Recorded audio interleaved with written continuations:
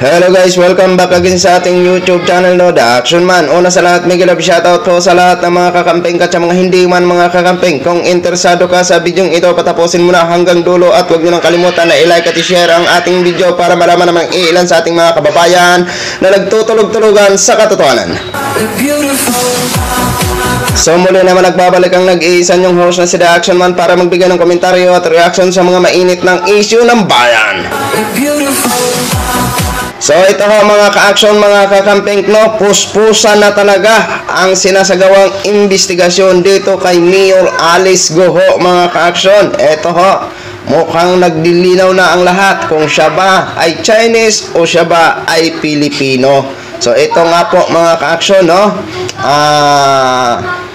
makikita natin sa video at kayo na ho ang maghusga kung saan ba ang mas malinaw, kung siya ba ay totoong Chinese o siya ba ay totoong Pilipino.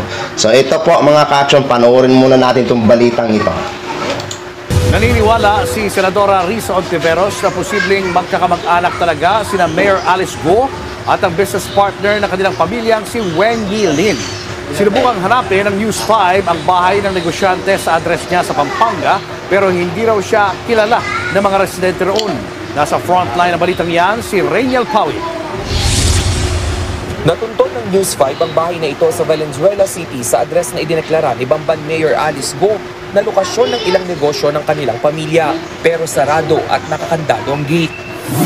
Nang ikutin ng News 5 ang establishmento, eksklusibong nakipag-usap ang isang lalaki na siya umanong totoong nagmamay-ari ng bahay. Itinanggi niyang kilala niya ang kontrobersyal na alkalde. Gate niya 3 beses na rin nagpalit ng house numbering sa kanilang lugar. Ikaklaro ko lang po, yung 58 na pinupuntahan nyo is not the original 58, number 58. So, naka 3 times na kaming palit ng number. Hindi raw nila maiwasang mangamba sa pagkakadawit sa kontrobersiya. Siyempre, natakot kami, baka mamaya marami nga pumunta, like what happened now. Dito kayo. So, sana ma-out of na kami. Hinanap din namin ang address ng business partner ng pamilya Go na si Wen Yilin sa barangay Dauma, Malacat City, Pampanga. Sir, hindi pa po namin nahanap, sir. Sige sir, tanong-tanong pa kayo. Si Wen Yilin ang Chinese national na pinaniniwalaan ni Senator Win Gatchalian na tunay na ina ni Mayor Go. Pero hindi siya kilala ng mga residente roon. Ay, wala rin mga Chinese rin na nandito. Kunti lang. Pero itsura ko ngayon, nasa litrato. Wala man dito. Pero si Senator Risa Ontiveros, lalong tumibay ang hinala na hindi lang business partner ng mga Go si Wen Yilin. Base sa mga dokumentong nakuha niya mula sa Securities and Exchange Commission o SEC, lumabas na bukod sa QJJ Park, may 6 na kumpanya pa sina Go.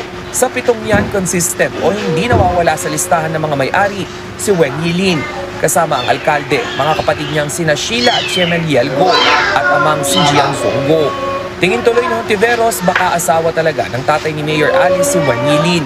Lalo't nakita sa travel records nila na halos 200 beses na silang nag-abroad ng magkasama. Pero muling iginiit ng kampo ni Mayor Go na pinay ang kanyang ina at hindi si Wen Yilin.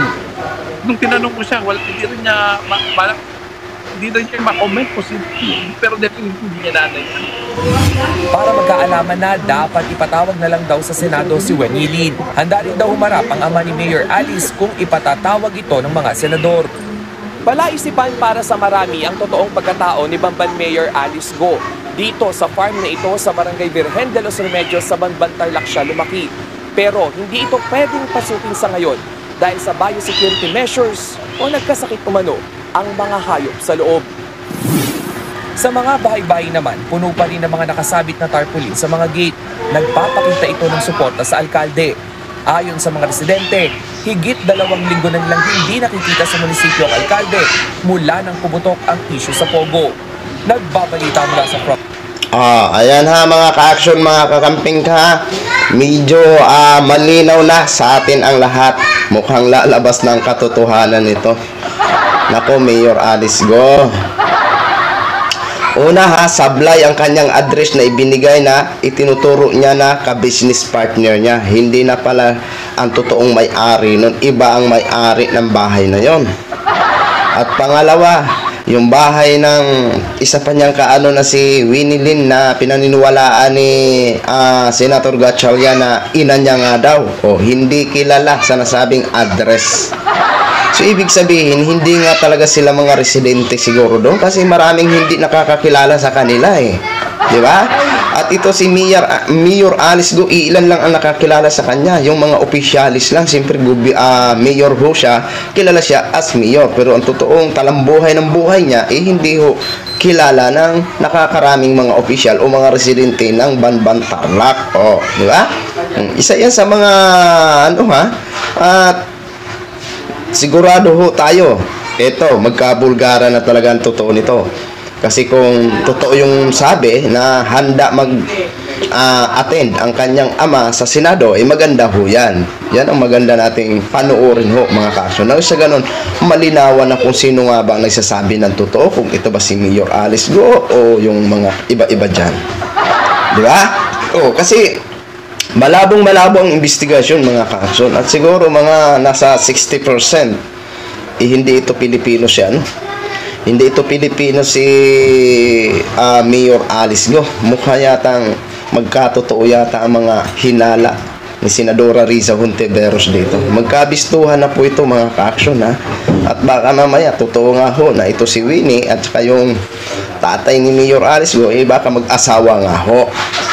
Diba? Baka siya talaga ang ina ni Mayor Alice Go.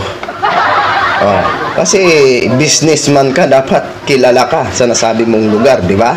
Hindi kilala ang sinasabi niya ng mga kasusyo niya hindi kilala. Ibig sabihin, baka mamaya pasulpot-sulpot lang dito yan sa Pilipinas, pabalik-balik lang, di ba? Kaya mas maganda ho talaga na malinaw ang lahat sa atin, di ba? Unti-unti na lumilinaw ang katotohanan kung ito ba si Mayor ay Pilipino o Chinese. Basta ako, 60% ang paniniwala ko dito na hindi ho ito Pinay.